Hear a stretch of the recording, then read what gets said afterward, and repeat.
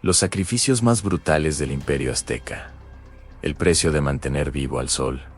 El sol apenas asomaba por el horizonte, cuando el primer grito rasgó la niebla de Tenochtitlan. Un joven guerrero, capturado en la Guerra Florida, subió los 114 escalones del Templo Mayor, con las piernas temblando, pero la cabeza alta. En la cima lo esperaban 4 sacerdotes pintados de negro, rostros cubiertos de sangre seca, y un quinto, que sostenía el cuchillo de obsidiana, más afilado que jamás haya tocado carne humana. En menos de 10 segundos, su pecho fue abierto como una flor roja. Su corazón, aún latiendo, fue alzado al cielo. Y la sangre, caliente y espesa, corrió por las escalinatas en cascadas que los mexicas llamaban Calcayatal, el agua preciosa.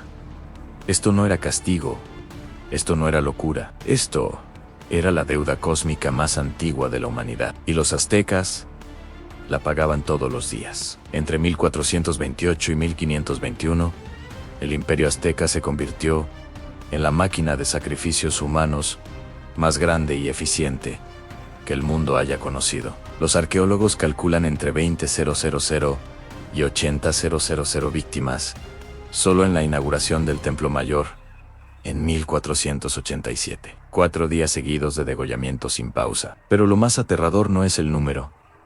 Es que nadie era forzado a creer. Todos lo aceptaban, porque en la mente mexica, si el sol dejaba de recibir sangre, simplemente dejaría de salir. En Teotihuacán, siglos antes de los aztecas, los dioses se reunieron en la oscuridad absoluta. Nanahuatzin, el dios enfermo y humilde, y Tecusistecatl, el orgulloso, se lanzaron a una hoguera para crear el quinto sol. Nanahuatzin se convirtió en el astro rey, pero estaba inmóvil. Los otros dioses tuvieron que sacrificarse, uno por uno, para empujarlo en su camino. Desde entonces, el sol solo avanza si alguien sigue pagando el precio. El Códice Florentino lo dice sin rodeos, sin sangre.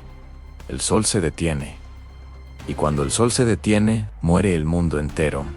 Por eso Huitzilopochtli, el colibrí, zurdo, dios de la guerra y patrono de Tenochtitlan, era un guerrero insaciable que cada amanecer luchaba contra la luna y las estrellas. Y cada día ganaba, gracias a los corazones que los sacerdotes le entregaban aún palpitantes.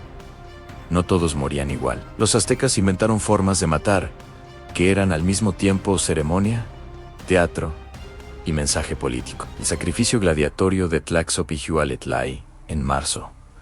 Durante la desolladura de hombres, los guerreros capturados eran atados por el tobillo a la piedra Temalacatl. Les daban una espada de madera con plumas, en vez de obsidiana. Enfrenten 4 caballeros águila o jaguar con maquioatl reales.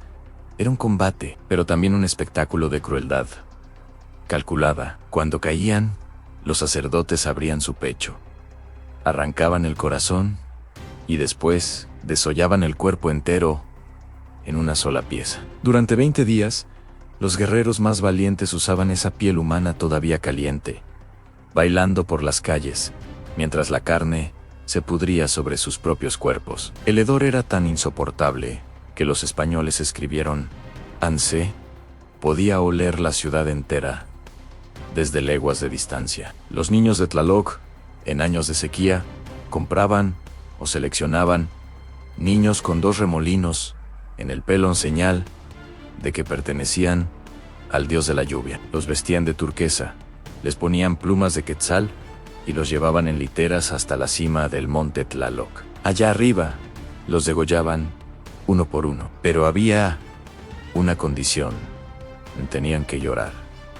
Cuanto más lloraran, más llovería. Si algún niño se quedaba callado, lo pellizcaban o asustaban hasta que las lágrimas brotaran. El Códice Telleriano Rimenses muestra a los niños mirando al cielo mientras los llevan, para que sus lágrimas caigan directo sobre la tierra seca. El hombre Dios, Tezcatlipoca, encarnado una vez al año, elegían al joven más perfecto del imperio: piel sin marcas, cuerpo armonioso, voz dulce. Durante todo un año vivía como Tezcatlipoca en la tierra, Tocaba la flauta por las calles. 4 esposas divinas lo acompañaban. Lo saludaban como a un dios viviente.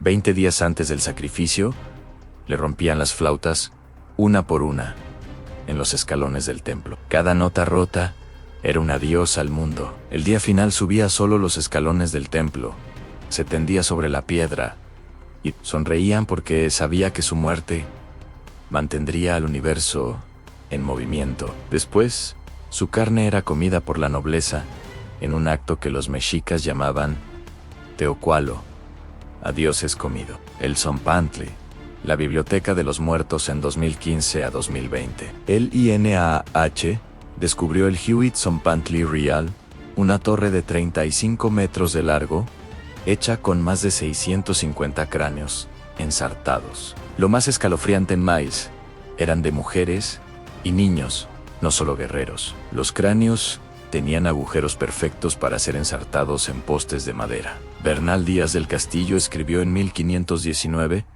encontramos más de 100,000 cabezas. Y creo que exageramos poco. Pero no todos estaban ciegos ante la brutalidad. Nezahualcóyotl, rey poeta de Texcoco, escribió mientras miraba el Zompantli: ¿de verdad vivimos en la tierra? No para siempre. Aunque sea jade, se rompe. Aunque sea oro, se acaba. Solo existimos por un instante. Y para esto, tenía un altar secreto donde adoraba a un dios sin nombre, invisible, que no pedía sangre. Nunca se atrevió a decirlo en público. La máquina era demasiado grande. En noviembre de 1519, Hernán Cortés entró a Tenochtitlan y vio los templos chorreando sangre. Su cronista Andrés de Tapia contó 136,000 cráneos en el Zompantli principal. Seguramente exageró, pero no tanto. 2 años después, cuando la ciudad cayó, los españoles destruyeron los templos, quemaron los códices y prohibieron los sacrificios. Pero la memoria no murió. Hoy, en comunidades nahuas de Veracruz, los curanderos todavía cortan el cuello a gallinas y rocían la sangre sobre figuras de papel para dar de comer a la tierra. En Día de Muertos, las calaveras de azúcar recuerdan a los antiguos cráneos de los Sesampentles. Y cada 2, el 1 de marzo, en el equinoccio, decenas de miles suben al templo mayor, ya sin sangre, pero con el mismo impulso ancestral de agradecer al sol que sigue saliendo. Porque al final, los aztecas no estaban locos. Tenían terror, un terror sagrado. Creían que el universo era frágil como una mariposa, y que la única forma de mantenerlo vivo era romper corazones humanos, uno tras otro, hasta que el último latido se confundiera con el primer rayo del amanecer. Gracias por llegar hasta aquí conmigo. Si sientes que algo se movió dentro de ti, es porque, por un instante, tú también acabas de pagar la deuda cósmica más antigua de todas. Cuayitonali, aunque tengas un buen día, mientras el sol siga saliendo.